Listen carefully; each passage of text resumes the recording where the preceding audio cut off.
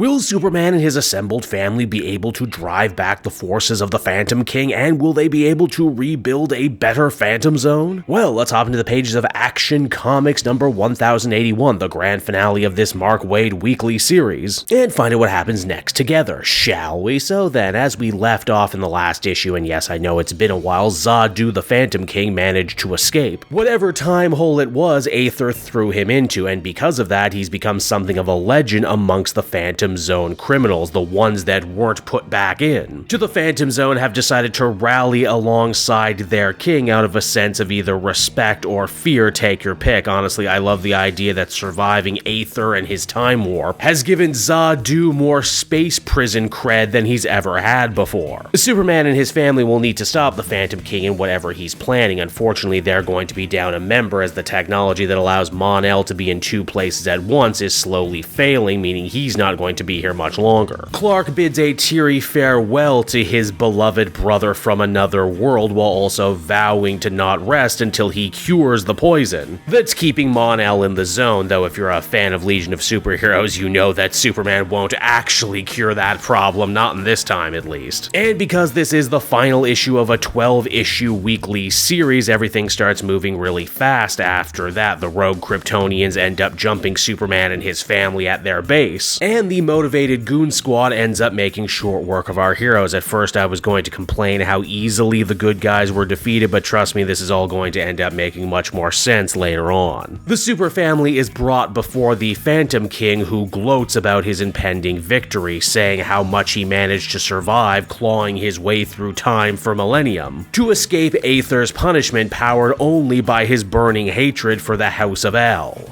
All that time spent stuck in the past too means Zadu had a lot of opportunity to think of a truly villainous scheme to destroy Superman and his extended family once and for all, and admittedly, the plan he comes up with is quintessentially comic book bad guy. You see, he got his new followers to build a giant doomsday device. It's basically a giant lens that, on the Phantom King's command, they'll all focus their heat vision through into a massive beam that will not only destroy Earth, but end up creating a shockwave very similar to the one that destroyed Krypton, completely glassing the House of El and turning their bodies to pure kryptonite. You know what? You gotta give the man points for creativity. They just don't make batshit insane supervillain plans like that anymore. Hey, you know what? I'm clapping with one hand for you. How does Superman and his friends ever hope to defeat the Phantom King? Well, they don't have to. You see, at that very moment, a portal ends up opening up, and stepping through it is none other but the real Zadu the Phantom King. Yeah, apparently they've been dealing with Martian Manhunter in disguise this whole time. Meaning that harrowing story of survival we just heard was probably a lot of bunk. Then again, I suppose if Superman was able to survive the Well of Time, then someone as strong as Phantom King should probably also have been able to escape. Also, the reason Superman and the others were taken so easily is that this was all part of a much bigger scheme to try and get all of the Kryptonian Phantom Zone escapees all in one place so they could be recaptured. With their backs against the wall, the bad guys think they're being very slick by trying to pull off Phantom King's plan anyway. Little do they know that in reality they weren't building some giant heat vision lens. They were actually building one giant Phantom Zone projector that manages to recapture them all. Well, oh boy, isn't that convenient. In fact, you could basically sum up this entire final issue as, oh boy, that's convenient. With that, the day is more or less saved. The inmates are all back in their place, and Superman and Supergirl decide to work with the Kandorians to try and make sure that this new Phantom Zone is a kinder, gentler place where the inmates will have a chance at redemption and maybe even parole should they be willing to work for it. Superman is still technically banned from Kandor, which sucks, but it's a price he's willing to pay if it means that Mon-El can also be named the brand new warden of the Phantom Zone. Granted, this fact kind of sidesteps what we had seen earlier, where it was heavily implied, if not straight out admitted, that yeah, Mon-El was actively killing people. I actually get the distinct feeling that Mark Waid will probably try and follow up on this story in the pages of Justice League United because, hey, they also have their own Phantom Zone projector now. And yeah, it's on that note right there the comic comes to a close, everybody, and so that was Action Comics number 1081, and overall I thought it was fine. Not great, but fine. Looking back, this certainly was a cool story with some big and interesting ideas, but I have to wonder, did it really need to be 12 parts spread out over 12 weeks?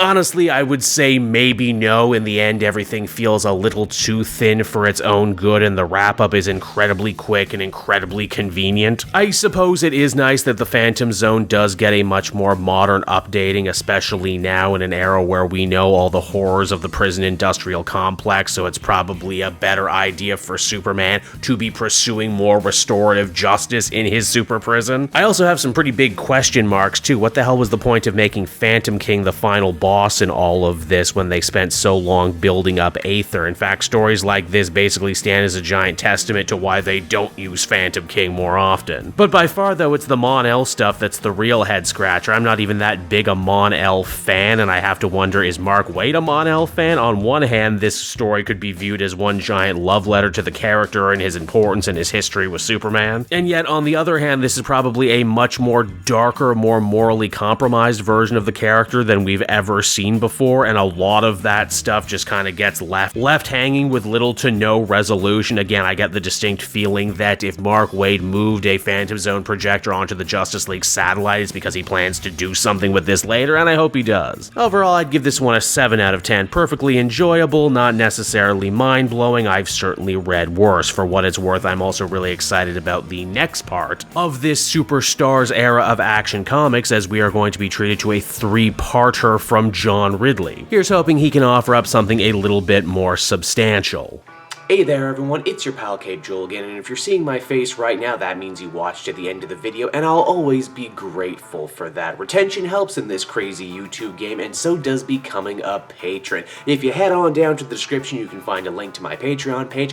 Recently just redid all the tiers, a lot of cool stuff offering up there, exclusive commentaries, exclusive polls, behind the scenes concept art for Capes and Quest. That's the brand new D&D show I've started soon. Never been a better time to become a patron. You can become a patron for as little as $1 a month and help the channel grow and, help me continue to deliver content like what you just saw. So I want to thank you all, and I will see you again next time. Bye-bye.